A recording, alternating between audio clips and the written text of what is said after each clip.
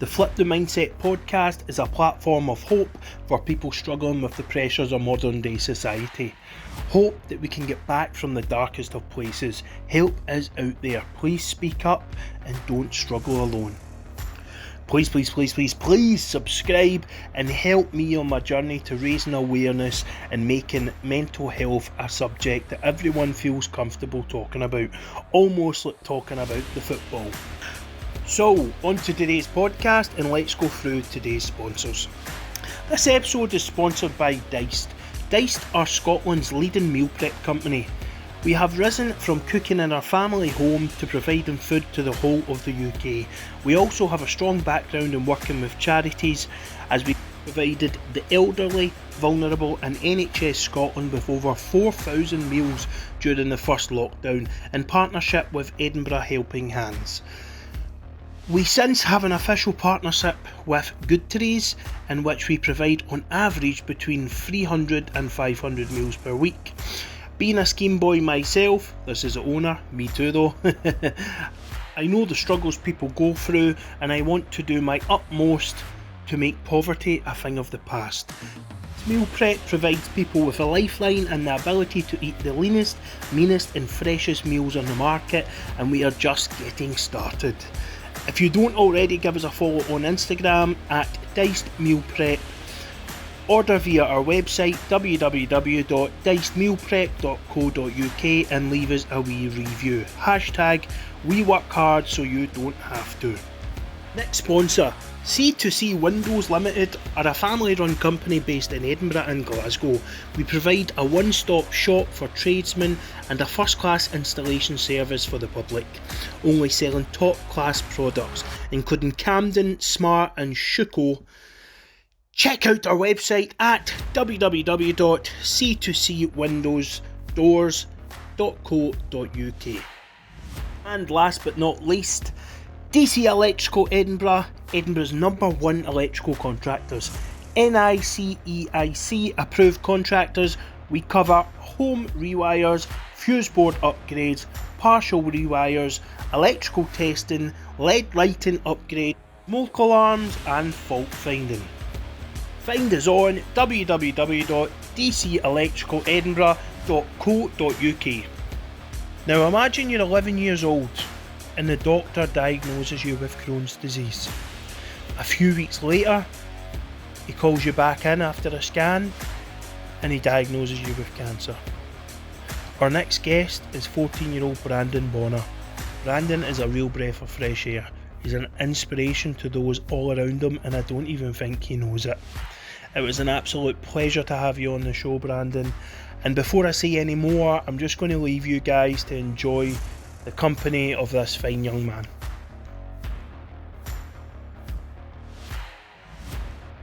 Let's go. Guys, what is happening? Welcome to another episode of the Flip the Mindset podcast. This is episode 14, and I'm humbled today. I've got a very fine young gentleman with me. Bdon has been through a bit at the tender young age of 14. He was diagnosed with Crohn's in 2017, and that led to them finding out that he had cancer. He has since been put in remission for cancer, and he's a very special and inspirational young man. I'm absolutely delighted to have you here. First of all, what's been happening? No, it's nothing. Well, just been chilling over the lockdown. It's been quite boring, to be honest. Like, just sitting in the house doing my schoolwork. Yep. How's online learning been? It's been good, but at the same time, it's been good, but I can't be bothered going back to school. Like, no. Nah. Do you know a lot of people are going to be a wee bit hesitant in going back? Aye. What do you think it is? I don't know. I just think it's because we've been on for so long, and then kind of just getting back into the routine. Because we like the online lessons and that. I've only got see, like on a Thursday, that's my day off. I didn't have any, so I can just have a long lie on a Thursday.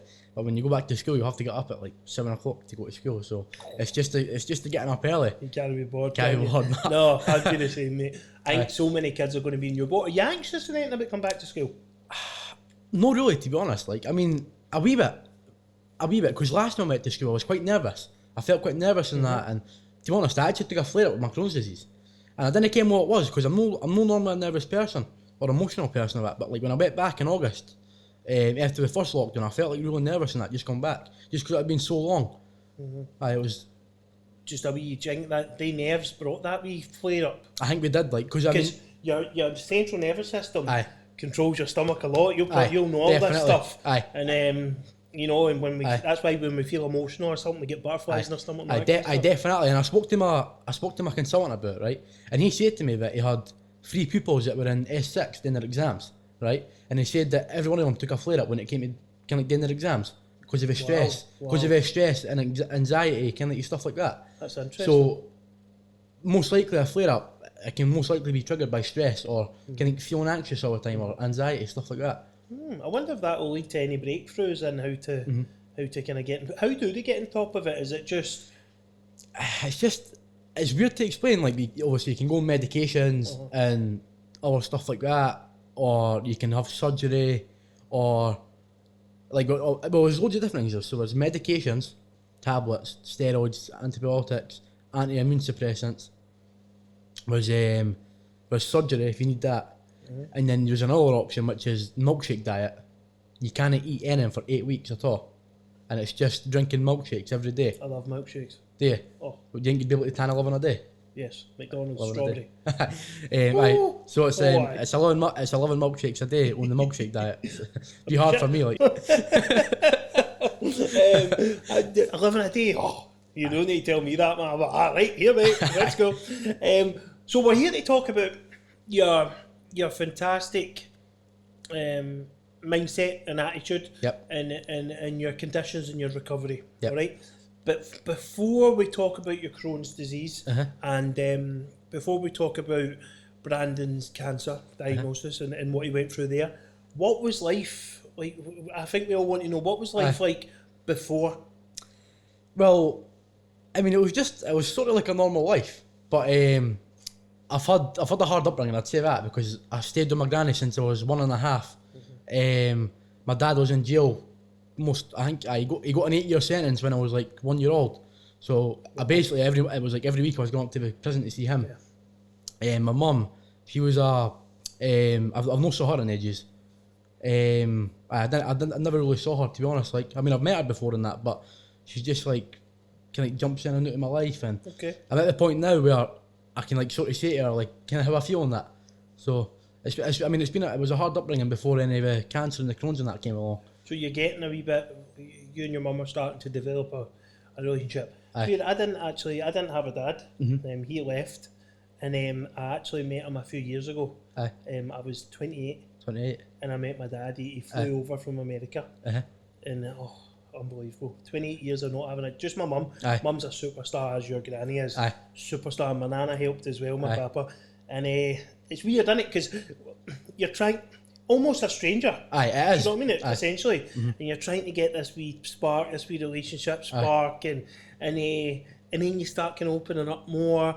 When really, you feel like you've known each other all your life, but you don't want to say it. You're like, you know what I mean? Definitely. You left me. But a lot of emotions. But no, we've got a really good relationship too. So that's good that you're starting to kind of be able to kind of open up to your mum. You know, that's cool. And what about your dad? You close to your dad? I'm quite close to my dad. I mean, I didn't really see my mum. I've not saw her. The last time I saw her was, I think it was about 3 years ago, to be honest. I didn't really have that relationship. But I speak to her like on Facebook and that sometimes. But she's a drug addict, so it's hard to maintain a relationship. But my dad, I've got a good relationship with him. I see him every 2 days. Comes up to my house, play FIFA together. I'd say we've got a really good bond. Definitely. That's cool, man. Can you talk to your dad? Definitely. Good. Definitely. Open up to your dad, cry to your dad and all that stuff. Definitely. The stuff we try and hide. I'll be sobbing through this, I bet you. How many times are you going to make me cry? Maybe a couple. So, what is it like, right, being told that you have a condition that possibly can take your life? Now, it's scary, right? Now, when I first found out, I was scared. I was bricking myself, honestly. But in the back of my head, I was always positive. Always positive through the whole experience. Never really thought I was going to die. anything like that. But didn't get me wrong, it was always in the back of me that I was scared. Like one night I came home from the hospital and I was like, you know, trying to hit me like what was going on. Yeah. But and what I have noticed as well is like through the whole time, because everything happens so quick and you're in the hospital every day and you're always talking to somebody about it, you didn't really think what you're going through. And it was after it that it really hit me, like what I'd just been through. Definitely. Did you tell everyone straight away? I did. No, I told my family and a few of my close pals, and then I did sort of tell everybody. Aye. What kind of mental process do you need to go through to deal with that? At 14? I know. At 11? I was 11 when I got 11 diagnosed. years old? It was 4 days after my 11th birthday. So I was. Here's a nice birthday present, mate. I know exactly. There you go, happy birthday. That was it. I don't know, to be honest, it's a hard one because everybody's different, and I'm a positive guy. I'm always acting positive in that, and I know like for some people, obviously they could take that in a whole different way. They could be emotional the whole way through it. So I just really think it depends on you as a person, on what like how you get through it. But I was always surrounded by like positivity. Obviously everybody was positive. They were like, you'll get through it. You'll be it in that. It was always like that. But it was a big eye opener as well because you didn't really think it was going to happen to you. Yeah.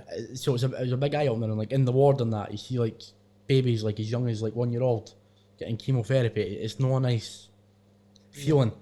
It's no nice feeling. It's horrible, and it's a big eye opener for me. Like no nice place to be. Horrible place to be. So you then have to obviously go for checkups and treatment and stuff like that. Right. How did you prepare yourself for that? Well, it was hard. I just again in my mindset, positive. Get through it. It was just like that, really, to be honest. Like, and obviously I had my granny by my side the whole time. To be honest, I was more worried about my granny than me, to be honest, because when I first got diagnosed, my granny was a bit scared because her mum, her dad, and her sister died of cancer. So when I first got diagnosed, she was greeting, like she was like really, really emotional. And I can actually remember like walking outside the hospital and she was still greeting. I was like, Granny, stop greeting. But aye. So like before I started my treatment and that, to be honest, I felt more shan on her than myself because she had to sit and watch me go through it. What does shan mean? Like that's an Edinburgh word, isn't it? Aye. So basically, when you feel shan on somebody, like it's you feel like bad for them. But you have like you feel bad for them. That's probably so for all the listeners out with Edinburgh. Sorry, means bad. So I felt bad that she had to sit and watch me go through that and get chemotherapy and just watch because I can remember one day I woke up and like my hair just fell out and I was sitting picking it out. I can remember it. It was horrible, but I felt horrible having to watch her. Kind of like go watch her see me go through it. I didn't. It wasn't a nice experience. Like such a selfless young man, you know. Many people would just lose themselves in the moment and just maybe already become defeated. Mm-hmm. And that's the biggest quality about me. I think I'm always positive about stuff. Never ever let anything get me down or defeat me. Like myself. Good. A young Mr. Flip the mindset. That's I love it. How did your family and friends react? Well, my pals. Obviously, because my pals were sort of the same age as me, had a few older pals who were like 13, 14 at the time. I was only 11. They took it quite heavy. Because, to be honest, when I first got diagnosed, right, I said to them, I'm not going to see you for a few months. Because I thought when I was getting chemotherapy, because obviously everything happened so quick before I even started my treatment. Basically, I thought that my immune system was just going to kind of like go to the very low. And obviously it does go very low, but I thought that I wasn't going to be able to kind of go out in case I caught anything enough, because I thought I would die if I caught anything. Right, but I didn't actually think about it. And then when my doctor explained it to me, so they thought we were going to see me for months and that. We were like, I'm going to miss you and that. But they were really supportive of that, and that's all I can ask for, to be honest. Good pals like that who were always there for me. If I ever needed a talk or if I ever need to go and see any of them, they're always there for me. There's so many questions coming into my head. There's so much swirling Well, you just ask out of my way. And so tell us the kind of cancer you were diagnosed with, and about when you were diagnosed off the doctor consultant. Yep. Talk to us about that process. Right, so can I tell you a few weeks before it as well? On Absolutely, the build up to it, right? You say what you want. On the build up to my cancer, so basically, right, well, before we go into the Crohn's, basically, right, I took a flare up when I first got diagnosed with Crohn's, right? And the steroids, I was on 15 tablets a day. 15 tablets a day. My granny told me yesterday, because I couldn't remember how many tablets I was actually on. So it was 15 tablets a day. It was like calcium tablets, iron tablets, because when you take a flare up, you go like really white, pale. Yeah. So it was like calcium tablets, iron tablets, 2 different types of steroids. I think there was one anti-sickness tablet, and there was a tablet for kind of like acid reflux in your stomach. Yeah. So I was on about 15 tablets a day. Wow. It's a lot. I was 10 at the time, right? It was a lot for somebody my age. Anyway, so what for someone your age to be putting through the system? Exactly. So I was on all the tablets, and then my stomach wasn't getting better. So I discussed different treatments with my consultant. I spoke to him. He said I'm allowed to say his name as well, Dr. Wilson, consultant Wilson. So we spoke about different treatment options, and they said they wanted to put me on an anti-immune suppressant. So basically, so when you've got Crohn's disease, your immune system's already weak, but this tablet makes it a wee bit more weaker, and it sort of like kind of dies down the inflammation. Okay. So he said to me, I've got a few different tablets, and one of them was called azathioprine. So I agreed to go on that one, and obviously, as you go on any medication, you get side effects, a list of side effects. He told me a list of side effects, and one of the side effects was cancer, right? Which is mental. But at the time, my head wasn't in the right place. You know, I was going through a hard time with my Crohn's, and I was thinking, right, if it's got to make me better, I'll do what I go on it.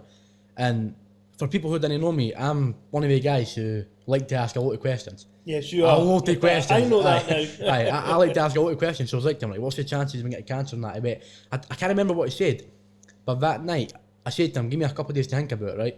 So that night, I went home, and the chances of getting lymphoma, which is cancer I was diagnosed with, is 2 in 10,000. So every 2 people in 10,000 people would get that cancer. So I was thinking to myself, right, I think I should go on this tablet. Surely I want to get it. It's 2 in 10,000. That sort of put my mind at ease, even though there's still a chance. So I went back up to the hospital a couple of days later. We spoke about the tablets. I said I wanted to go on that. I said that I looked at the risks in that.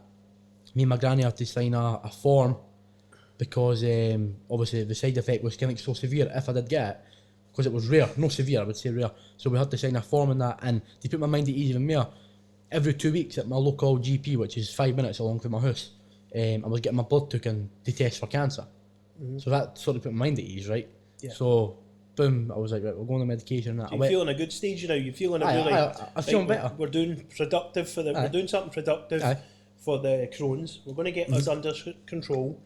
I feel positive, feel strong, on a good mindset. Right, that's it. So next, I think it was early January, right?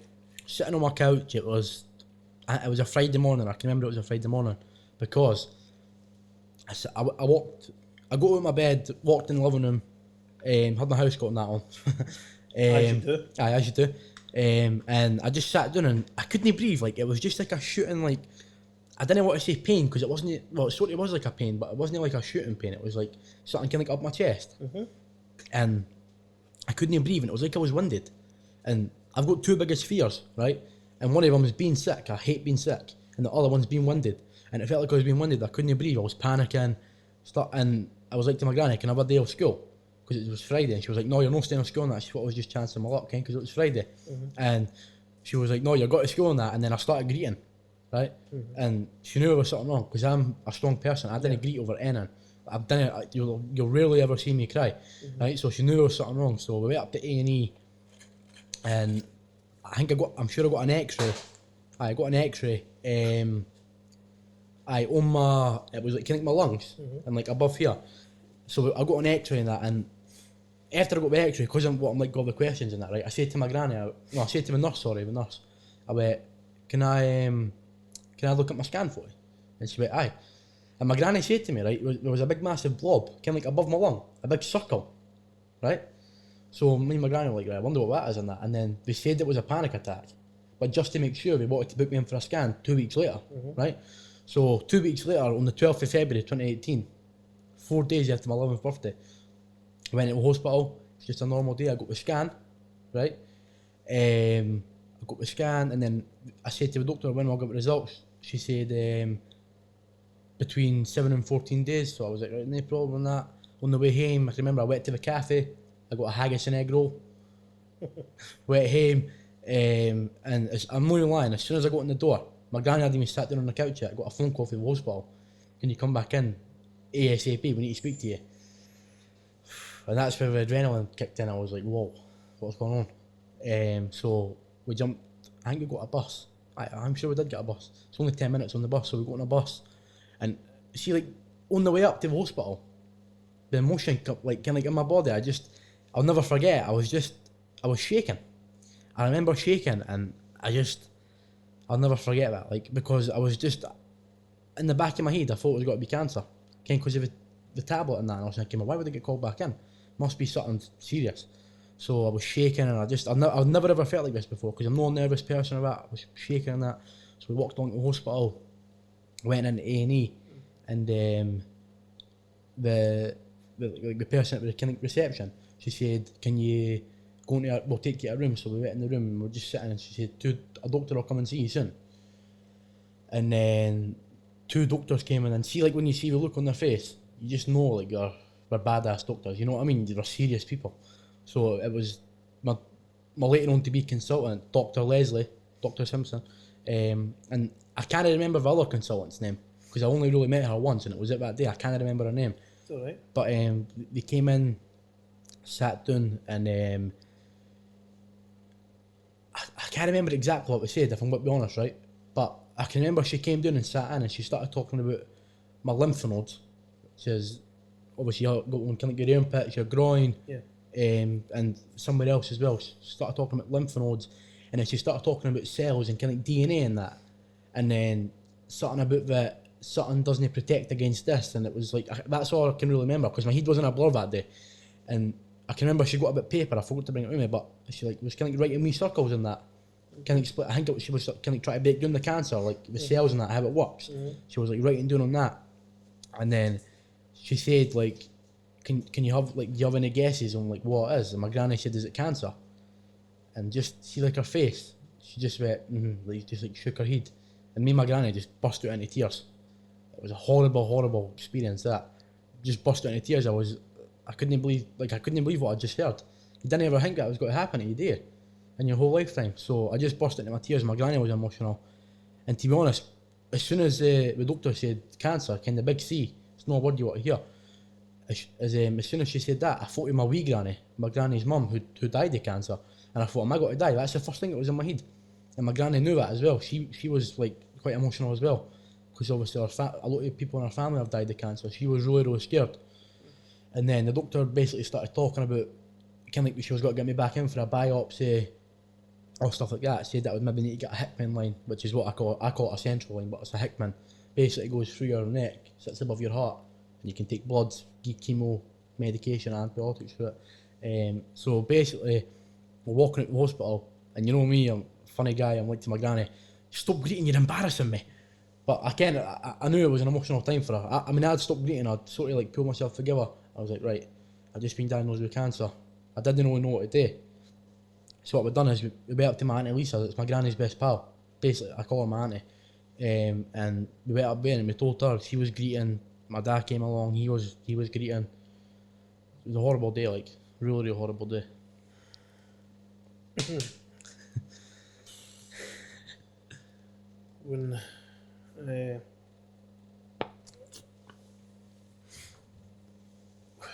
When I was 14, I was playing in the rope swings. Mm-hmm.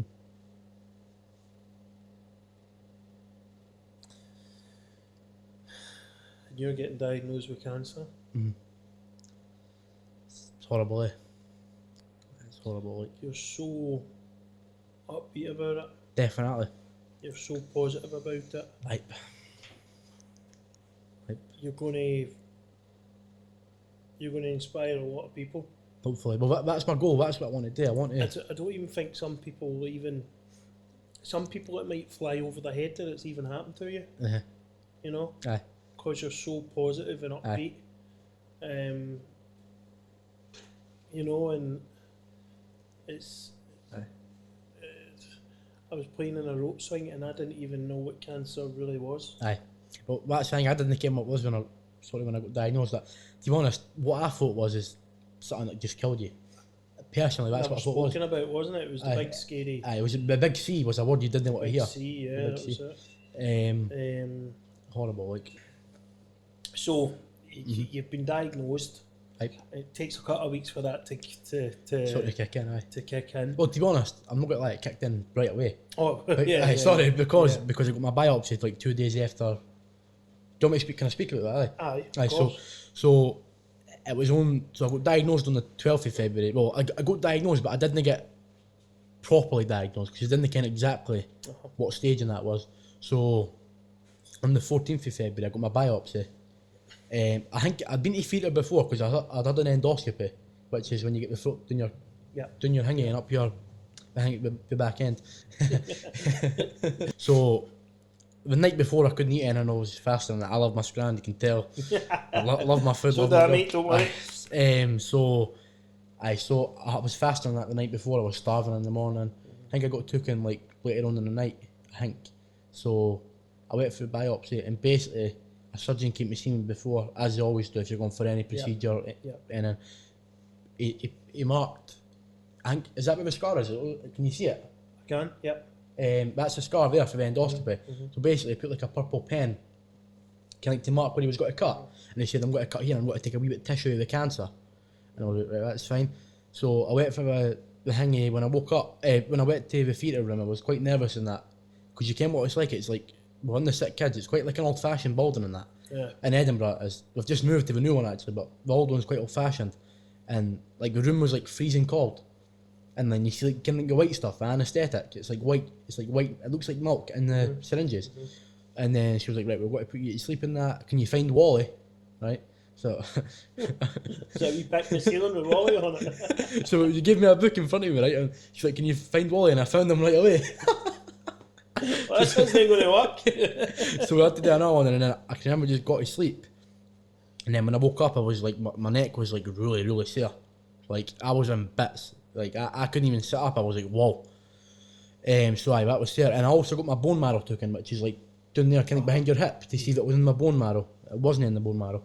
And when I woke up to the anaesthetic, I was quite emotional. I started greeting in that.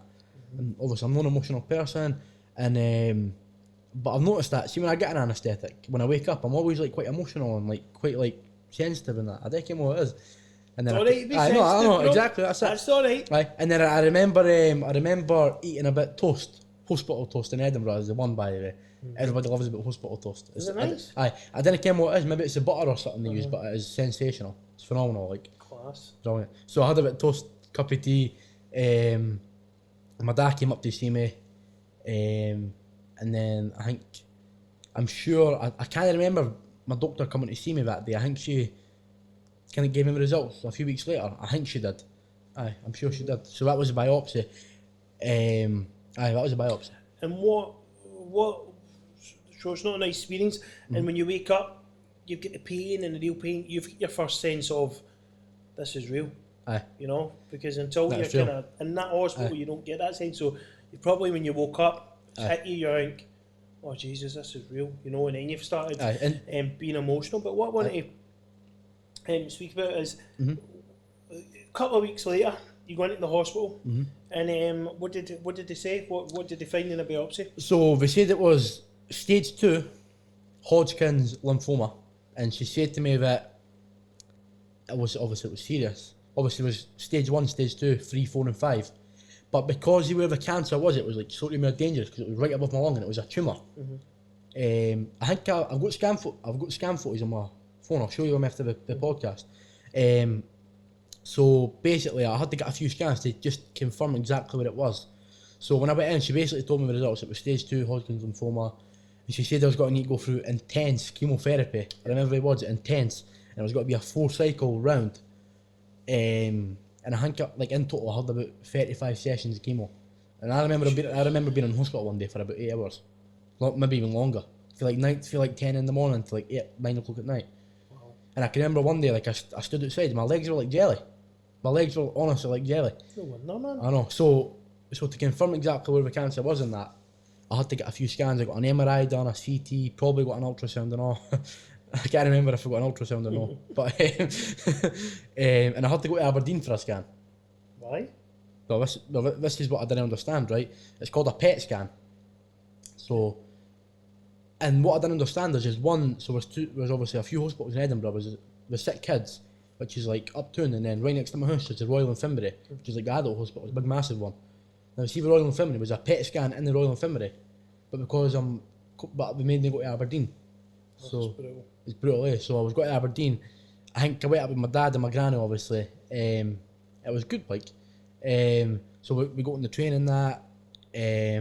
We got there, done a wee bit of shopping. I like to go shopping. A wee holiday? Aye, sorry, aye. It was only for a day, a few hours, like. So went to the Hugo Boss shop, went to the North Face shop, got a few bits and bobs, a few pairs of shorts, North Face jacket, just to cheer me up. My granny was trying to cheer me up a wee bit.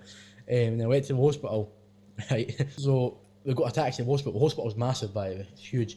So I get in the waiting room and that. She's like, "All right, chum." And I'm thinking to myself, "Chum, pedigree chum, dog food." I swear. And I'm like, "Chum." So I went and Googling that, like, what does chum mean? And for people who stay up Aberdeen, Aberdonians, is that what we get called? I don't know. Chum means mate. Right. So if you say, "All right, chum," it means all right, mate. And it was a girl, and I was like, "All right, chum." So we've learned chum means mate.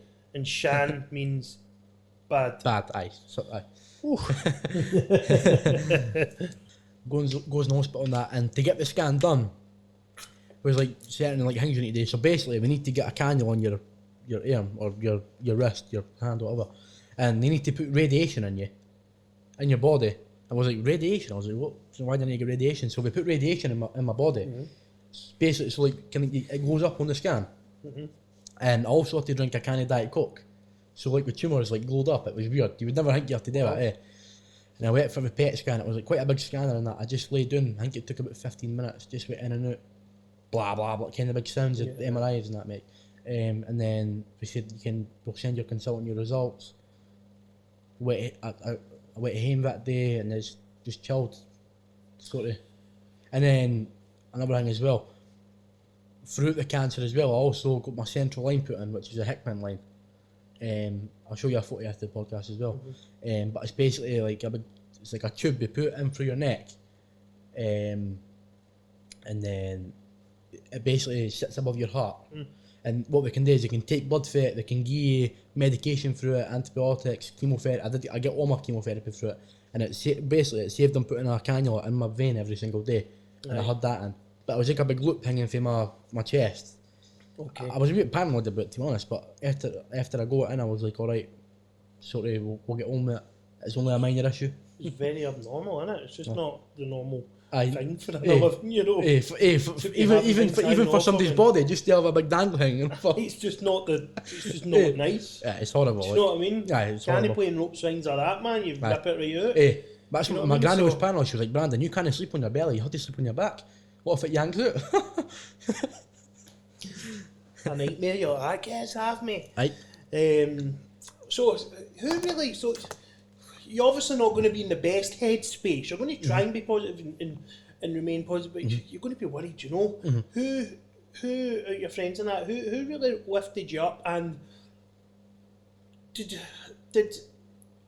do you know how normally when someone's ill, loads of people change towards them Aye. and treat you like you're a strawberry cushion. You know what I mean? Like you're a a big pink fluffy cushion. Definitely. Like, oh yeah, baby, and all that. Do you think did people change towards you, and how did you deal with that? Definitely, and if I'm going to be honest with you, a lot of people changed. Now, one of my best pals, his name's Lennon.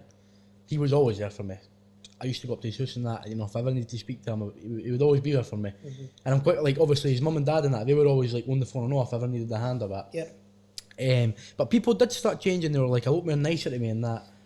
And just in general, some people I'd never spoke to were, like, try to be like, "Oh, how are you?" and that. And obviously, I like that, that's nice and that, but a lot of people did change. And I didn't really like that, to be honest, like. Did you ever have to go, Keenan? Right, Aye, a wee bit, I was like, just... I'm a human being. Aye. Because it can demean a lot of people, can it?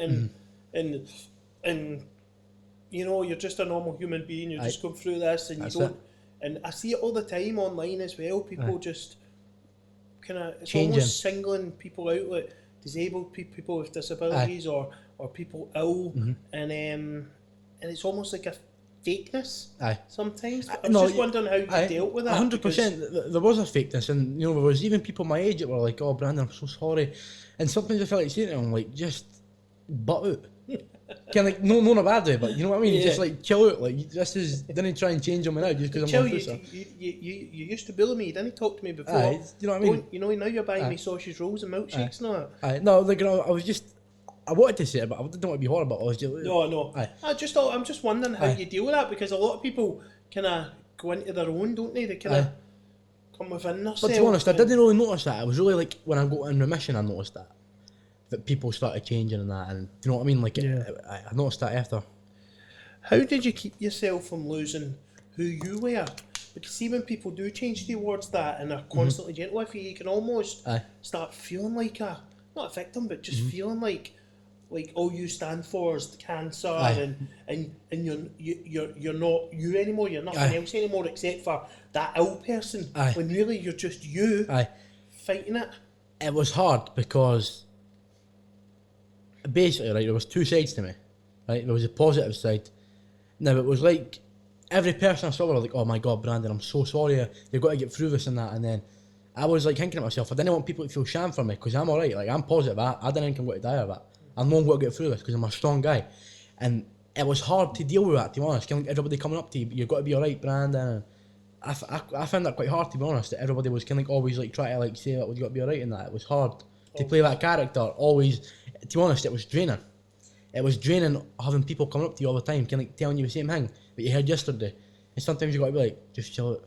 You know what I mean? That's why I asked you that. You know, it must almost like you must have heard the same words, the same phrase, or the same like opening sentence. "Oh, Brandon, I'm so sorry." It's nippy, like, I you know, it's just people trying to be nice, but sometimes you just need to let people know, like, chill out. I've heard enough of this the past 2 months. No, but it's true, eh? You know, and you are that kind of guy where that would have stressed you out, because I see how motivated and how positive you are, and you're almost reminded of it all the time then, aren't you? But then you've got a medium where some people might thrive off that, you know, and then some people, and if they didn't come up to you, you'd maybe feel like, "Why are they not coming up to me, man?" You know what I mean? I'm going through this here and they're not coming up and saying it. And I mean, you know, like, even during the cancer and that, you know, there was a lot of happy times as well. Like, I've met a lot of famous people. I met Rod Stewart at Celtic Park. I never actually like shook his hand about it. I say hi to him. Met John Hartson. He followed me on Twitter. Big Johnny boy. Big John, I love him. He's a good guy. He's a good inspiration. He's a good inspiration. I met him at a Celtic evening one day. Followed me on Twitter, tweeted me on Twitter as well. And there was just charity as well. But no, it was different charities. There was a charity called Clasp. And Bill used to pick me up. His name was Bill.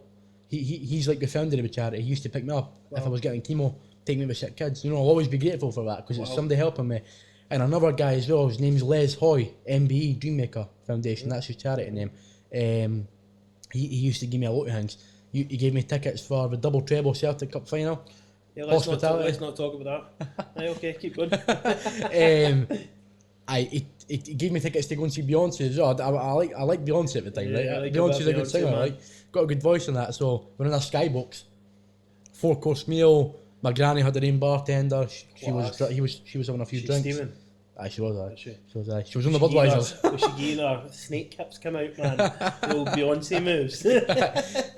So he gave me tickets for that. He's Ken the Transmit Festival. Yes. Gave me tickets for that. That's twice. Cool, gave me man. tickets for Good that twice. guy. You know, he gave me a lot. Les is a good guy. I'll take my hat off to Les.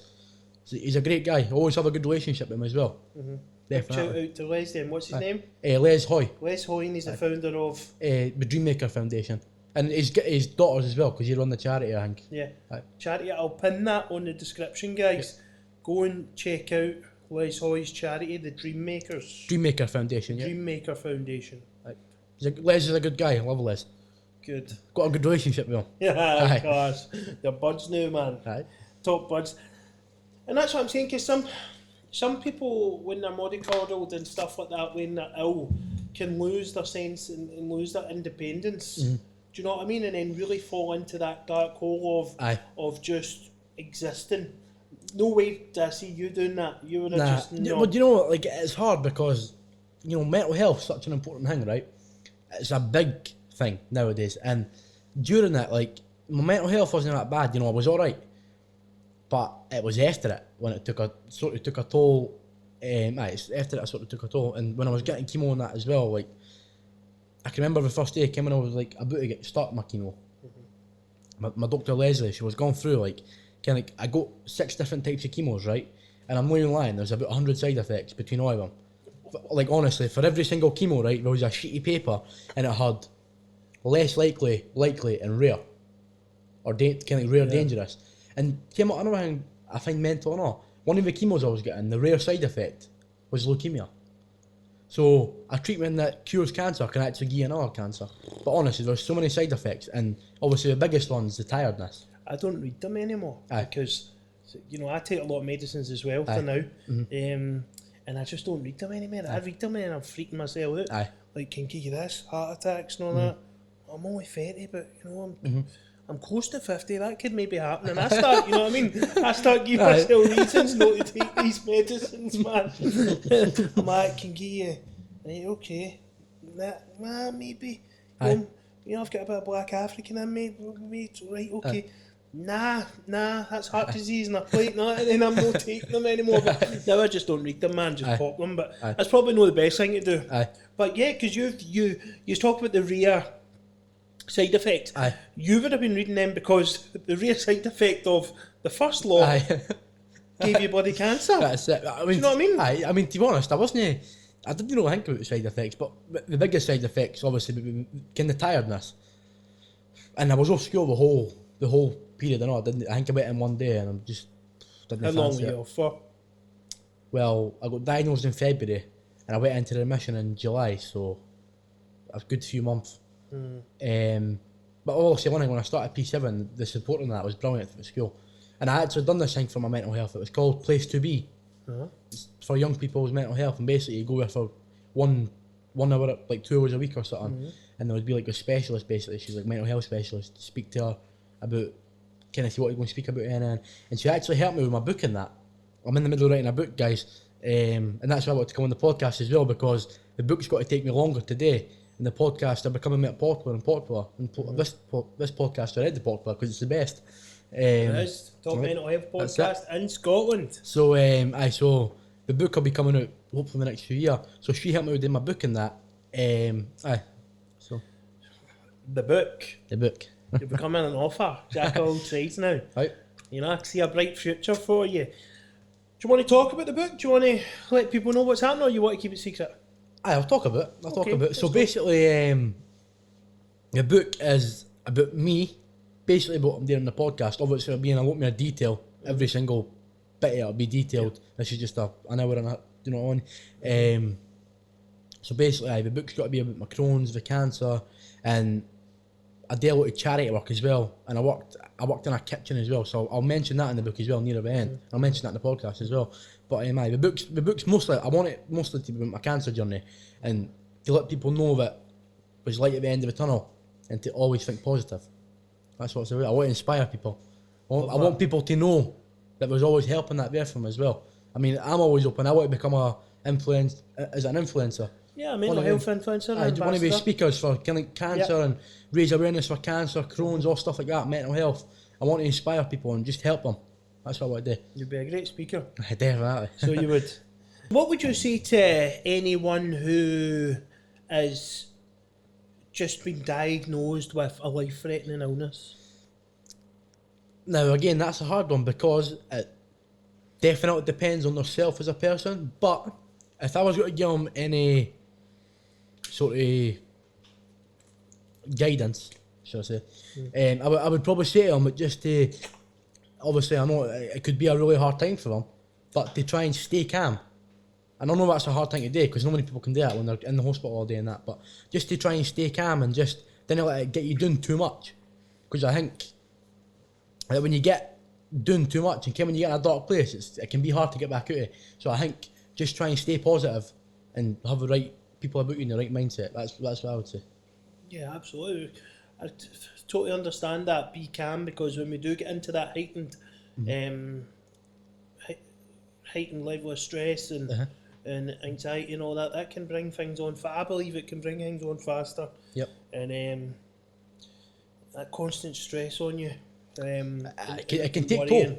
It can take toll, especially when you're in that high pressure situation where it's life or death. Let's not.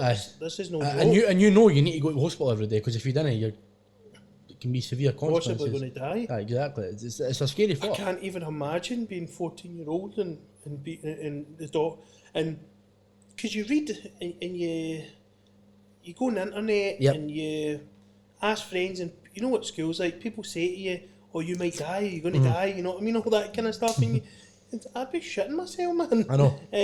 I definitely.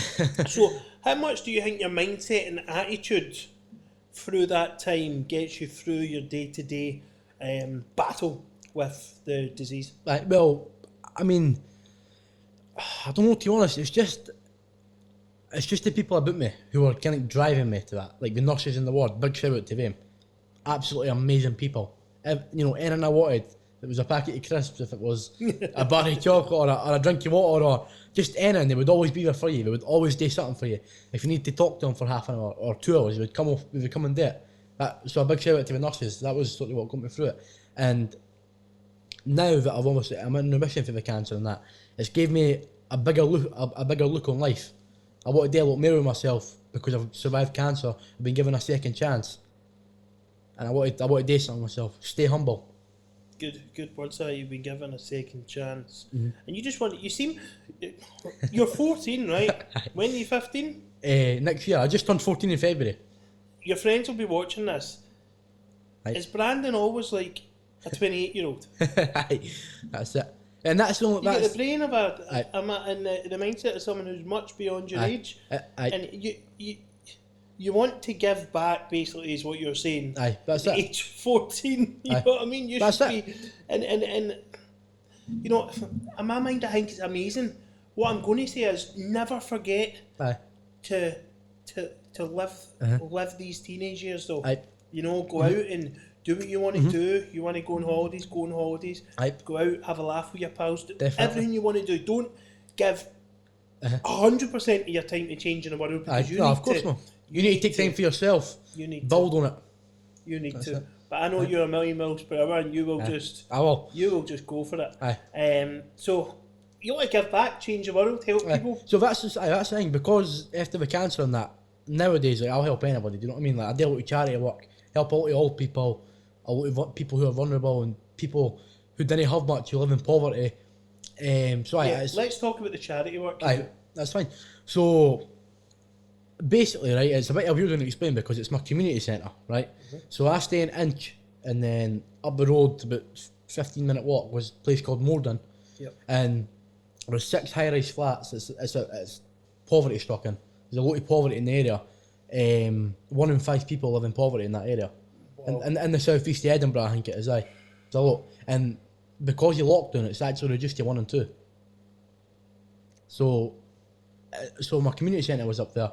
And just before lockdown in March last year, I went to Edinburgh City Chambers, and there was loads of councillors and MPs and that, and I went and spoke, basically protesting for funding. I went up with about 50 of my pals. You all stayed off school and went up. I was actually at my desk talking and that. That's not a good talker. I'm not nervous about any of that. So we all went up and spoke. I think me, my best pal Lennon, Miska, Hamid, and Steph, I think they all spoke. And we were basically protesting for funding, because basically what happens, right, is the government gives our council money, right? And there's basically, you could just see a big pot of funding, right? And it'll get split between different areas. But our area only gets like 15% or something. And the other areas, for instance, can I name them? Is that alright? Yeah. So Leaf, Poulton, Granton, they get like 80% of the funding. And then areas like our areas only get like 15% of the funding. Yeah. So at the deputation, it was a deputation, I was like, well, if you're only giving us 15% of the funding, for one, it's not fair. And a lot of people from the areas where I'm from, Inch, Morden, Gilmerton, they always like fall into crime, for instance, like my dad, because there's no resources there to get young people off the streets. And there's a lot of violence and that. So, and I was saying to him, if you put the effort and give us the money to get supplies and resources, and maybe it'll actually make it a better place. So I done that, and the funding got rejected, and I done adult mare. But you know, it's just a minor setback. We'll still go. So we're going to lockdown on that, and basically for 3 weeks, John, which is like the guy who who's like the manager of Goodtree, he's like the boss, and his team were got to go every day and deliver 5 packed lunches to the old people, and that. It was only meant to last for 3 weeks. It lasted for 6 months, the whole lockdown. So I'd say about April, May time, we were all there helping. We had masks on, we had the PPE. You know what I mean? It was we were up at the Crohn and the whole place was just full of food. So every day we would go out in the cars, deliver 500 packed lunches to the elderly and the vulnerable and the people who were shielding. 500 packed lunches. In the afternoon, food bags, Cyrenians, meals, hot meals, just put in the microwave. Amazing. Every single day. We done that, and I tell you what a team we had. Like, I didn't do it every day because I've done other stuff as well, but I know some people who stuck with it every single day. I take my hat off to them. Great guys. Incredible, to be fair, isn't it? Aye. One little good deed and a little thought for others can turn into a huge movement these days. It's phenomenal. And 15%, that's ridiculous. It's minging. It's minging. It's horrible. It needs to be sorted out. Aye, well, that's the thing. It'll never be sorted out because hopefully someone watches this and we've got a very, there's about 10 to 11,000 downloads an episode on this on iTunes and Spotify. Hopefully someone's on this that can make a bit of change for you, or maybe get behind you or fund you. Because that's a good thing. The good thing about going with deputation, right, is it's actually made a lot of other kind of like places years funded. So because of that, we've actually had a lot more funding for other places. And my pals as well, who were all helping in that, they raised, I can't remember how much it was. I think it was like 20 odd grand. Wow. We went a 50-mile cycle. Now I done my own fundraiser. I already started it before they started theirs, but I was only going to walk 15 mile. It was like from mine to like Port Seaton or something. It was like a 15-mile walk. We raised £1,000, and they raised like 20 grand. But we done it all together. So you know what I mean. It's good to give back to the community, but it's shocking about the funding and that. Like it's minging. It's horrible. My stepdad grew up, as I said, in Edinburgh. In really bad poverty. Nidri, isn't it? My granny's from Nidri as well. So just these places haven't changed, and they're just that's it. But it's just, and that's what I say to the council. The question is, why do you not care about us? Why do you leave us out? That's a question that needs to be asked. And surely, if you were in government, you would, if you saw somebody like me speaking on the podcast right now, you would really think to yourself, what are we doing wrong? Hey. Let's not get into politics. Definitely I hate politics, man. But I hate getting into it too much. Too many barriers. Definitely. Too much politics. Definitely. So, going back to your situation that you're in the hospital getting chemo every day, was there anything about the situation that was surprising in a negative or positive way? Definitely. So, basically, my first day getting chemo, I was like, right, so you get scared on that, and I'd been on Google, and this is actually a true fact. You can like the stuff that's in the chemotherapy, can they put that kind of stuff in nuclear bombs and that? That's and I was like, what? That's going on my body. So I was like, what? So, so I got my first round of chemo. So basically, what would happen is we'd get 5 days a week. The topicide was the one I got Monday to Friday, and then I think it was a week off and then a week back on. So the topicide was like Monday to Friday. The dacrazabine, I think, that was like an orange colour, and I got that was like a 7-hour chemo to go through my central line. And you can like when I done a pee, it was orange, because the chemo was orange and my pee was orange. It was mental, like. And then vincristine, that was just in a big huge syringe. I only got that once every 2 weeks. So it was a horrible experience, and chemotherapy is a horrible thing. I wouldn't even wish it on anybody. And another thing as well, I never knew is, obviously cancer makes you really ill, but the kind of chemo that probably makes you even more ill than the cancer. That's the horrible thing about it. But you got to go through that to get better. Chemo really puts your immune system to really alert and levels. And then you can die of other things. Aye, and that's what I was scared about. I was like, what if I catch a flu and I take it a bad pneumonia or something, you know? But and another thing about the chemo as well, I was like really, really tired. And I remember one day, like, I'm going to use the nurse's example because it was a really good way to explain it, right? But basically, what she said is that if you've got if you're lying in your bed, right, and you've got $1 million on the flare, you've only got enough energy to like bend down and pick up a few notes, and that's you. That's how tired I was. That's a perfect example. Yeah. Mm-hmm. Or you could just roll over and fall in it. I just fall in it. Yes. If only. I've made it. Happily just go now, right, as me. No, because do you become like a family? Like, do you? Was there any really positive moments through?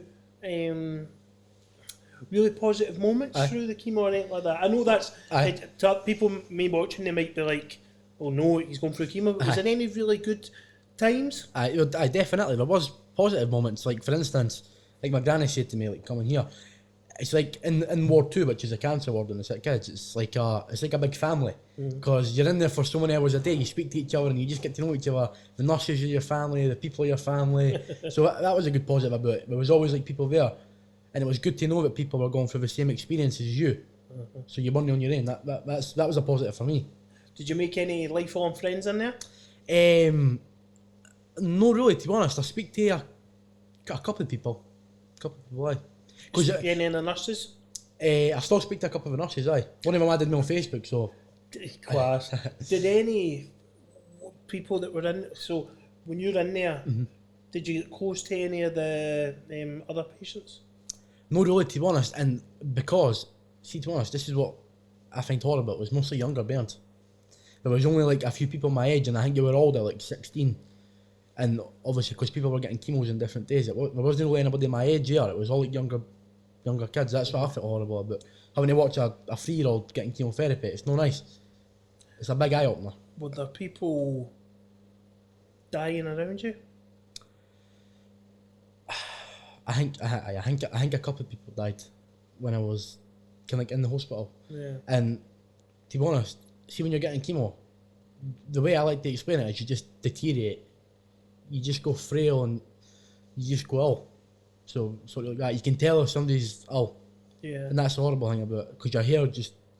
Because I shaved my hair before I actually got my chemo, because I'd been wanting a baldy for ages anyway, so I wasn't even bothered with losing my hair, but I think that could be a big insecurity for people on that. I would hate if I lost my hair. So it took me 3 years to grow my hair back. Right. I've just grew it back about 5 months ago. Took me about 2.5 years. It's looking good. It's looking swift. Nice, eh? So it's just, I've got so much going through my head. I'm trying to put myself in your shoes. That's what I normally do with guests, and I just can't. I can't even fathom or imagine what you were going through. Aye. Honestly, it must have been so scary. And as your gran says, you just took it so well. Aye, that's not a phase. Nah. No fear. No fear at all. Brave, cheering everyone else up. That's it. As you're just larger than life, man. That's just the way I always thought. Just be positive and just don't let it get you down. Sorry, don't let yourself go in that dark place. Stay up. Was there any really, really dark days? Aye, I'd say so. Like, I mean, one thing that never really happened is I never ever cried over that, because I'm not an emotional person. So there was never a time where I felt, I'm going to greet and had to resolve to myself. I wasn't like that. It was so positive. But there was days in the hospital where I was in there, I would feel like about 11 o'clock in the morning till like 9 o'clock at night. And in the sick kids, the buildings at all, there's no Wi-Fi that works. Phones don't work in. So the Xbox 360, they like to play that. And then you're a PlayStation man. I'm an Xbox One man. Right. An Xbox. No, but it's just a 360 because there wasn't good games on it. So, so it was like you just had to like talk to people and that kind of to get through the day. So it was boring. Then like during the summer and that, I felt shy on my granny because it was about 21 degrees outside, and the sick kids is right next to kind of like a big field. It's called the Meadows. I was like, if you want to go out, you can go out. I didn't want you sitting here all day with me. Just go out. It's fine to go out. You can go and enjoy yourself. It's a nice day and that. And then it was horrible, kind of like just sitting in there all day when you know it's sunny, but you're having to get this medicine put in you and that. Because days like that where I felt a bit shit. Yeah, hot and sweaty. And aye, it's just, and sitting in and just knowing you can't go with your pals. See, when you're having the chemo, are you in a lot of pain? Nah.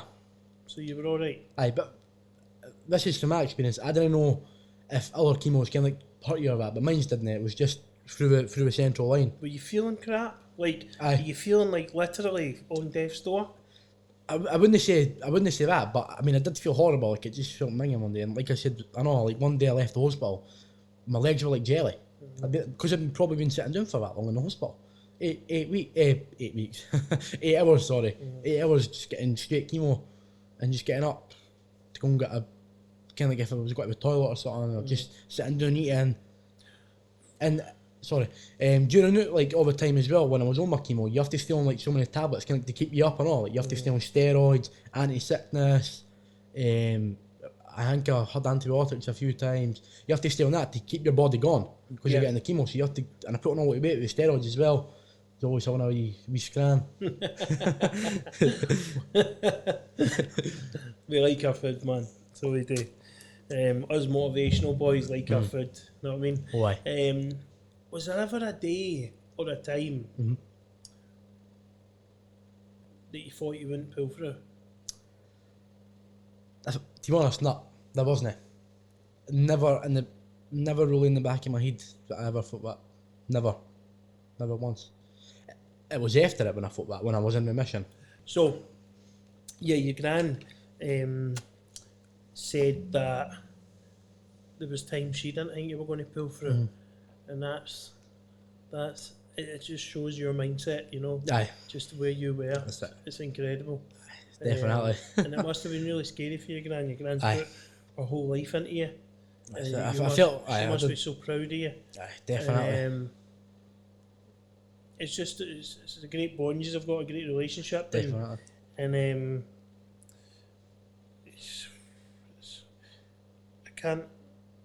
I've got a wee boy now. And I just don't know what it'd be like if he was diagnosed with cancer at 11-year-old. I don't know. That would ruin me.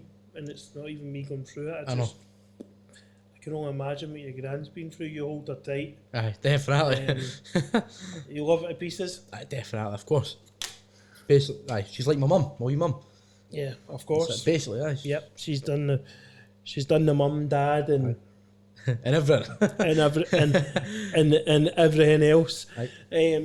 So as I said about your maturity, right? Maturity levels, as everyone else can see. Do you think that having the cancer and the Crohn's and what you've went through has gave you that level of maturity that you don't see in any of your friends or anyone your age? 100%. And that's the only thing that I didn't like about having the cancer and the Crohn's, because I was so young. Like, see, like when you go through that and you're at hospitals and that every day, you kind of just act like a wee 10-year-old. You know what I mean? You have to sort of step up and be a man. But when you've got cancer, you do need to sort of step up. If you've got a mindset, you need to step up and be a man. And that's the only thing that I didn't like. Is I grew step up and be an adult. Aye, I sort of grew up too quickly because of that. But I mean, it's a good thing. Benefited off it. Do you feel that? Do you hang out with any older people now and stuff like that, or still get the same group of friends? Aye, I still got the same group of pals. You're just the more mature one. Aye, but like I've got like some pals who are like 15, 16. So, aye. Yeah. Does it give you a fresh outlook on life? Like, because you know more than anyone how fragile life is now. Aye. Does it give you that different way of thinking about things that, like, maybe, does it ever hold you back on, like, I know how fragile life is, so I'm not going to take the chance to do that? Or definitely, like, cause definitely, because like some of my pals, cause we just think, definitely. So some of my pals only like didn't think like that, and obviously I do, and I try and say to them like, just watch what you're doing and that, and you'll be evaluating it much more. Definitely. Right? The dad of the group, like, no, life's maybe more fragile than you think, boys. Right. Don't be roly-polying off that roof. You know what I mean? Just no. I'm not climbing up that roof. Right. Don't be smashing them windies. So.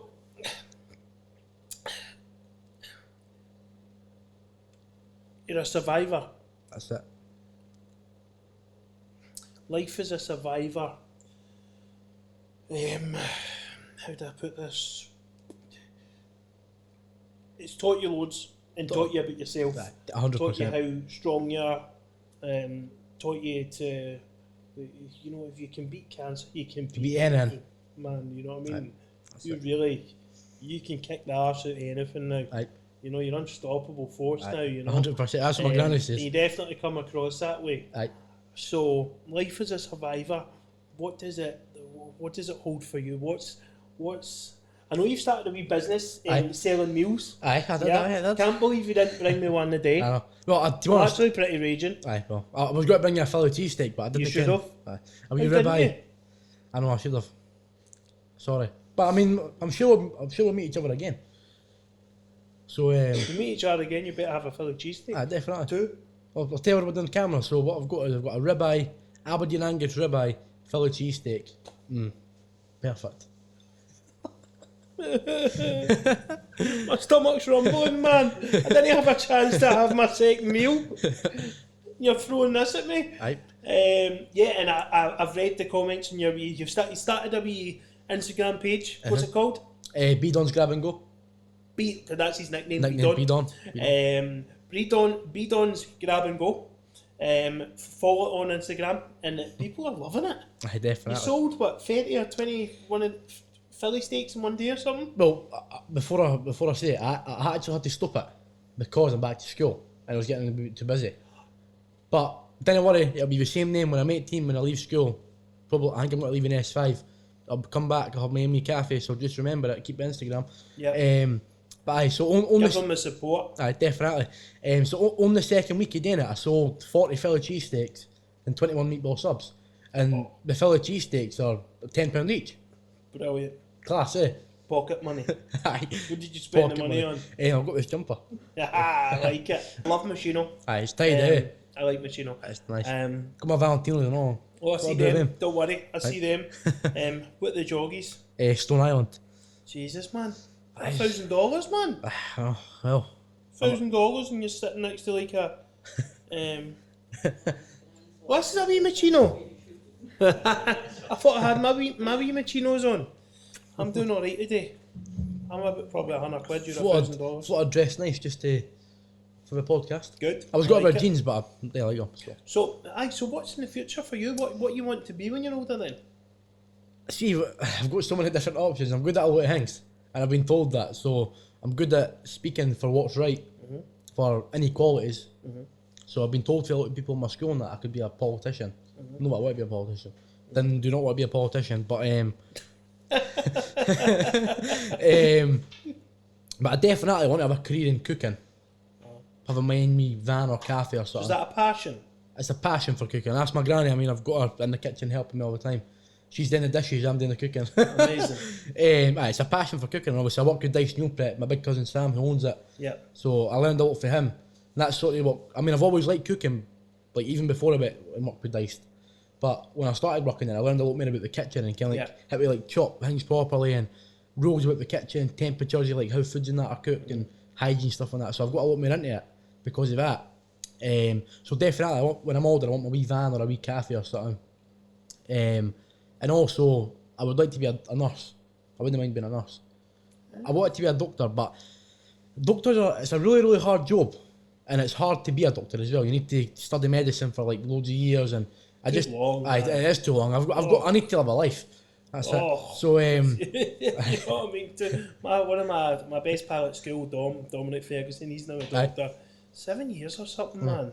Sack that. Aye, well, I spoke to my consultant, and Kenneth took it over 10 years to be fully qualified. Yeah, all that pressure, and then for no thanks, people hate you anyway, man.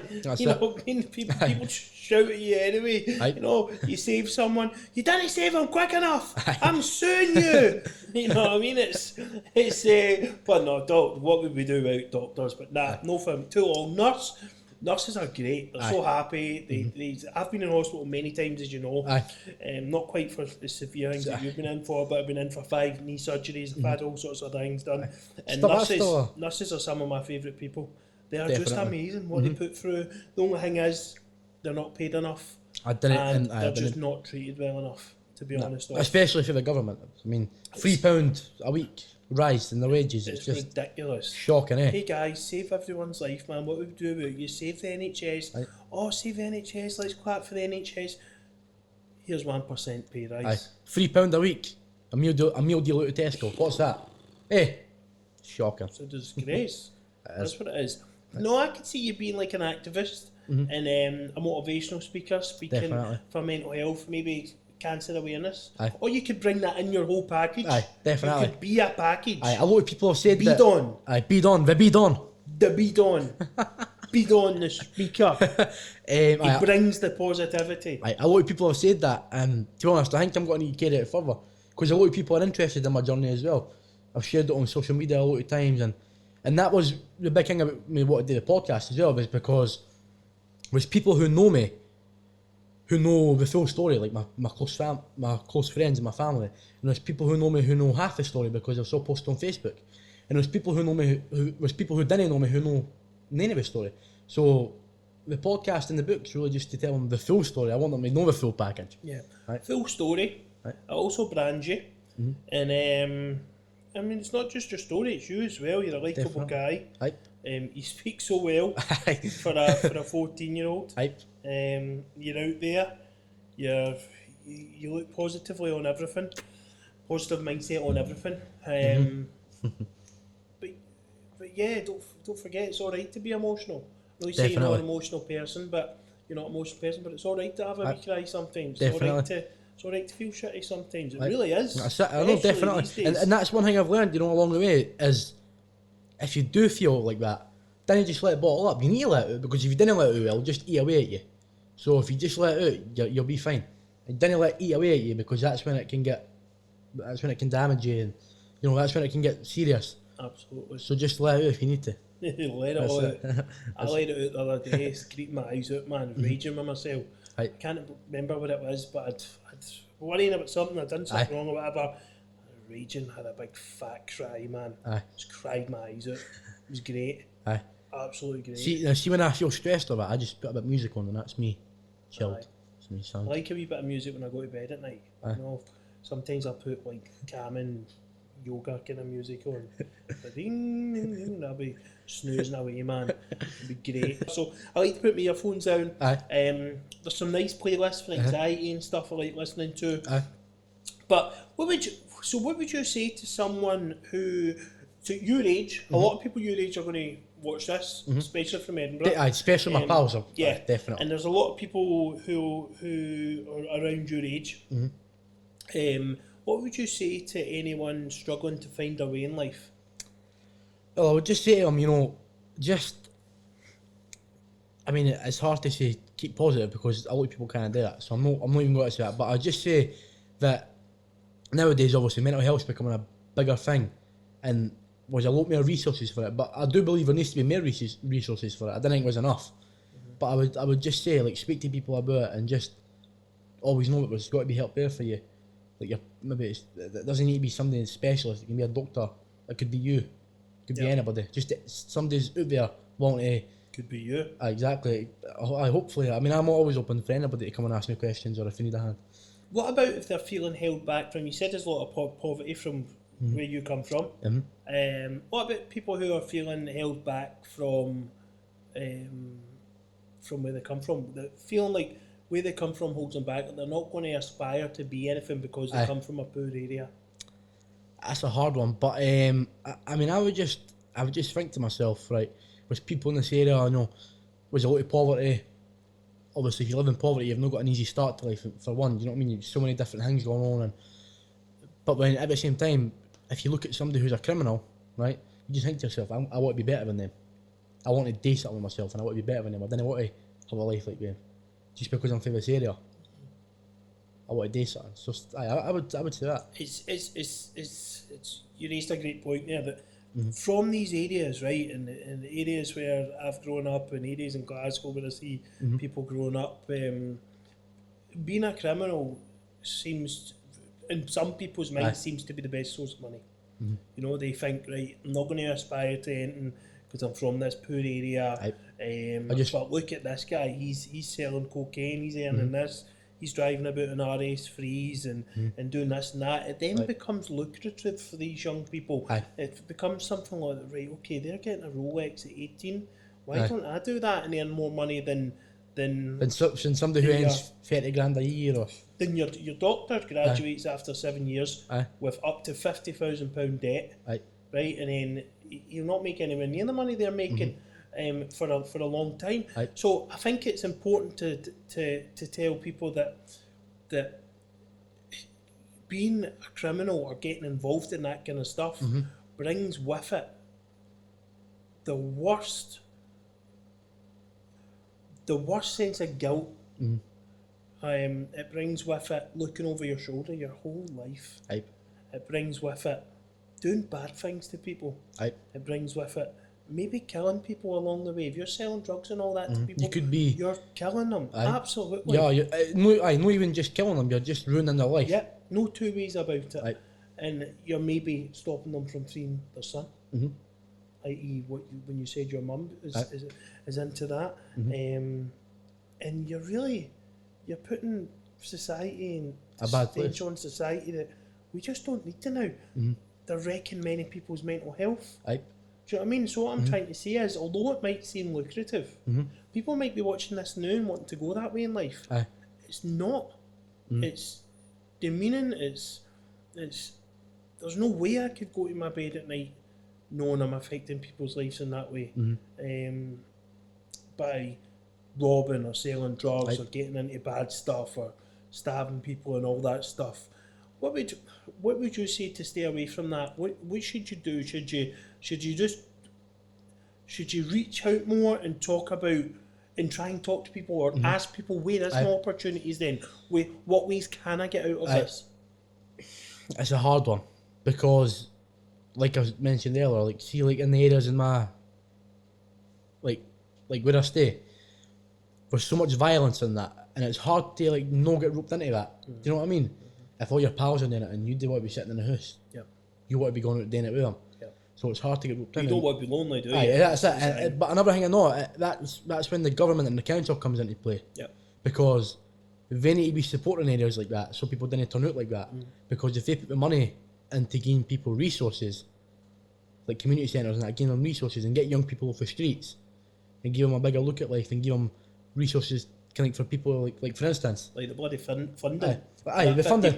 But for instance, just say the council gave a community centre funding, right, to get people in to speak to kids and that. Now just say me and you were partners, right, and me and you, the government gave them funding, they paid me and you to go in and speak to the kids.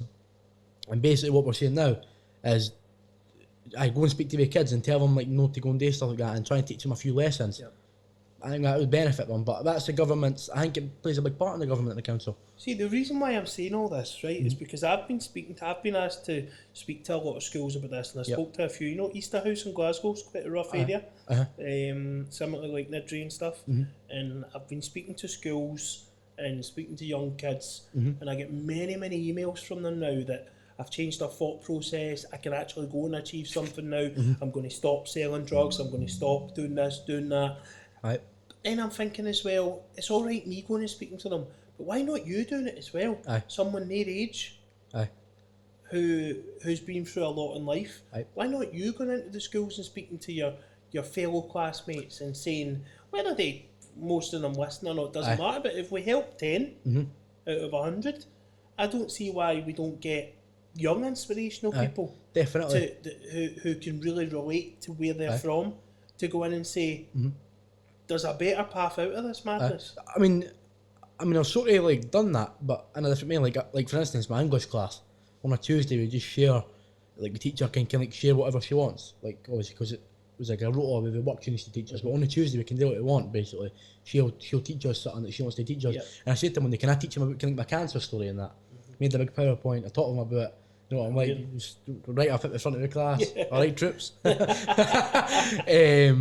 Bdo's here. Aye. So I mean, I taught my English class about them, and I was thinking about speaking to my head teacher as well, Mr. Kelly, because he's quite he's quite involved in my story. He likes it.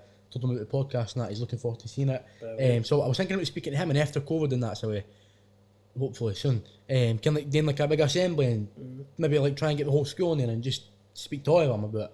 Tell everybody my story and what we're speaking about now about mental health and all stuff like that. I think it'd be good if somebody of their own age telling them it instead of an adult. Yep. I think it'd be good. Absolutely. I think that these are things that we need to maybe put in place. Mm-hmm. Mr. Kelly, if you're listening, I think it really needs to be something like, it's all right me coming in, Aye. but and it's important to have speakers like me coming in, Aye. older, that have been through it. It's important to have even elderly, older people than me coming in who have got all life experience. And then I think it's important to have people, young people the same age as their audience, who are staying positive through all sorts of adversity and hardships, and I just think if we can create a group of people, make it in Edinburgh, like where you're from, if we create maybe 5 people who do go around schools, maybe you get the day off now and again, and you go round and you tell your story and you speak about staying out of trouble and mental health and stuff like that. I think that could be a great thing. Definitely. I think my head teacher would be, I think he'd love that. I think he'll love that idea, because he's right about that kind of stuff, kind of like speaking about stuff and that. Yep. So Mr. Kelly, I'll speak to you about that when I see you next week. So, something I've not addressed, Yep. and I think it was a bit ignorant of me not to, for people who are watching this with the suffer with Crohn's. You're right to talk about like symptoms and that, and how it affects you. Because I want to sort of raise awareness for Crohn's, because it's a big thing I was just nowadays in thinking there children. when we were talking that I've not addressed it, and it was maybe a bit ignorant of me. That's alright. So I first got diagnosed with Crohn's 2017. For months on end I was having sore stomachs, and it's like a crampy feeling, minging, horrible Feeling? like kind of like crampy, right? Okay. like you're folded in your bed, like sometimes. I was getting like blood in kind of like my stools, and I noticed signs. I noticed a lot of signs as well. Like I was really pale, kind of like I was anemic basically. I was really pale, lost a lot of weight. I was really skinny. So my granny was taking me to the doctor, so mum's kind of to get like samples and that, stool samples, and I kept coming back saying it was like a viral infection. And one day I went and they referred me to like the sick kids, and then I met Dr. Gullett. I'm sure it was him who diagnosed me, and then later on I got, and like my doctor now is Dr. Wilson. But basically when I first got diagnosed, I can't remember, to be honest, I can't really remember when I like kind of what they exactly said, but they were just like basically saying to me like it's kind of like to do with your stomach and stuff about your immune system, all stuff like that. So I got an endoscopy. I can remember it 3 days before you have to take these laxatives, right? But these are like proper laxatives, like kind of like bowel laxatives. So I was in the toilet for about 3 days solid, man. Honestly, every 10 minutes.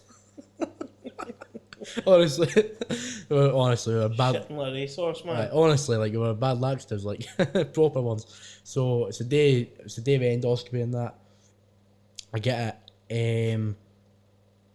I get the endoscopy, and basically what we did is put a camera. I got an endoscopy and a colonoscopy. So basically what we did is put a camera down your throat and Right up the hoop there. and up your back end, and they take footage of your bowel, your intestines, your large intestine, small intestine, and then they show you the footage and they basically put you on treatments for inflammation and that. So yours is just more inflammation. Aye, it's weird to explain, and I mean to be honest, I can eat what I want unless it's a flare up. Like if I went and ate a curry right now, I'd probably like be on the toilet, but like I wouldn't like being like really sore. I'm not at that stage yet, but so I got my endoscopy and that, and then Dr. Gullett showed me the footage.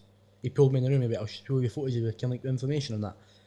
And I'd never really kind of saw footage like the inside of somebody before, because it's like footage of your stomach and that. So he showed me the footage and I burst into tears. Like I've never really been that emotional before. Do you know what I can say? And I was actually more emotional when I first got diagnosed with Crohn's than I was about the cancer. I find that quite mental. Wow. But it's just when he showed me the footage, it was kind of like, I'll try to explain, kind of like a slink. That's what it looks like inside, kind of like your intestine, your bowel and that. And it was like big like red dots and like green dots, like inflammation. And I was like, whoa, like what? How's that inside me? Got really emotional about it and that. Then I went home and I was greeting the whole night. Couldn't believe it. Like it was just such a big thing. I was like, whoa. And the thing with Crohn's as well, it's a lifelong disease. It doesn't ever go away. Yeah.